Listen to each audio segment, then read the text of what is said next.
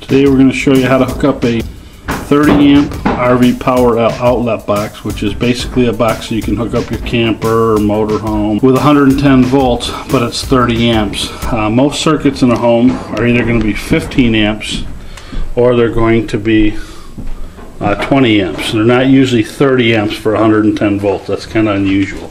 Anyways, we are back at the power box.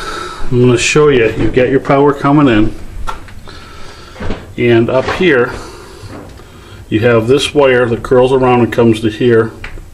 That is 110 volts. You have another line coming around, comes to there. That's another 110 volts. The line coming over here with the white tape on it is your neutral line. The other side, so you see where your neutrals are, you've got your ground, and the ground and the neutrals are tied together by this screw right here, because the bars go across and there's a screw through there which connects both of those. So what I've done is I had to put in some conduit. This is in a basement, and then here's the box over here. I did go ahead and take a couple screws out of this box so I can just pull this cover right off, and that's what the plug looks like. We'll go ahead and set this down.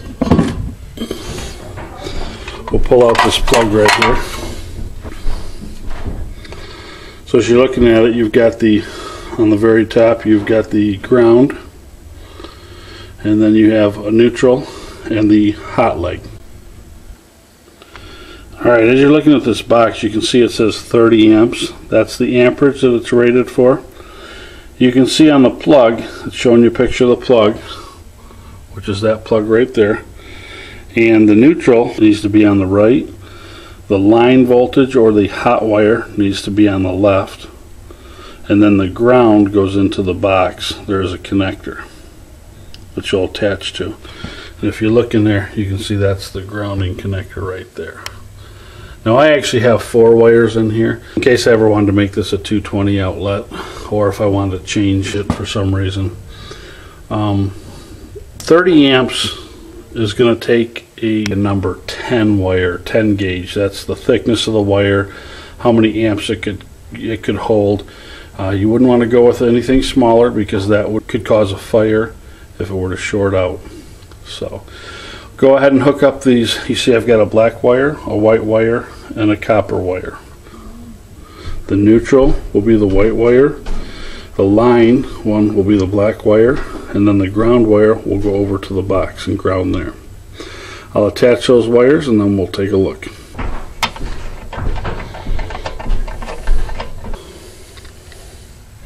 Now I had taken off this top cover, so I'm going to pop this top cover back on just so you could see a little bit better. And it gave me a little more room to work in there.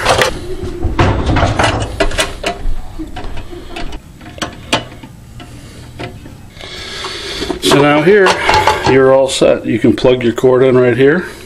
You can close your box. This is actually an outdoor box for this RV because most people want them indoors. We just have an access so you can plug it in inside the house. But normally you'd put this on a pole outside. Now we'll go over to the box and we'll hook that side up. Alright, back to a couple things to look for. What I've done is I've taken the copper wire and I've run it up here and I put it in here. And you notice on both sides you got a good connection there. I've also taken the neutral wire, came right up here, which is the white wire, into here, and I've tightened that down. Now if you notice when you look at those, you want to see how the copper sticks through just a little bit, but you want to make sure you don't get the sheathing or that white casing, because if you get that inside there and you tighten it down, you're not going to get a good connection, so you won't have a good neutral. Alright, lastly, we've got the breaker. You can see that it's got good connection there, tightened down. The copper's shown a little bit, but not a lot. You don't want copper way back. You don't want copper way back to here or anything, because that just gives it a chance to short out on something. So, alright, let's see if we can't plug this thing in. Remember, you want to have your box dead, not live. Basically on these square D boxes, you're going to snap in on the one side, then you're going to snap into the box itself. You turn it on, and that's it. Don't forget to take and label your box, your cover, when you put your cover back on there, and label that breaker. Obviously we're going to label it for motorhome.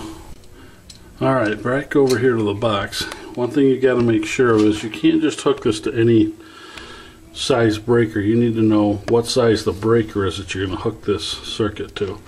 If you look on the end of the breakers there, you'll see that says 15 amp, 15 amp. These are basically all 15 amps. Well, we need a 30 amp circuit, which is going to look like this, and it says 30, so that means that it's rated for 30 amps. I just like to check and make sure they're working properly too. If you do that, you can see it tripped the breaker, and I can reset it, and it all seems to be working good. So what I'm going to do now is I'm going to take this black wire and I'm going to run it up and attach it to here, to a circuit breaker to here. I'm going to run the white wire, I'm going to run it nicely along here and back into here, into my neutral wire.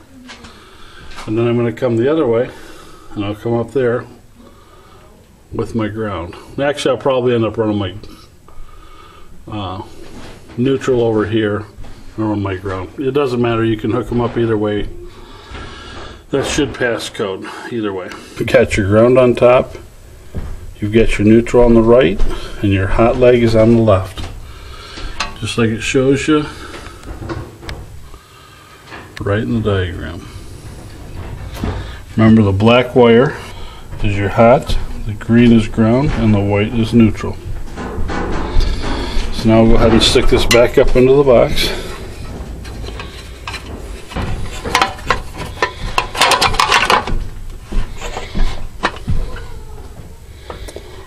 And now there's just one screw that holds it in, which goes right there.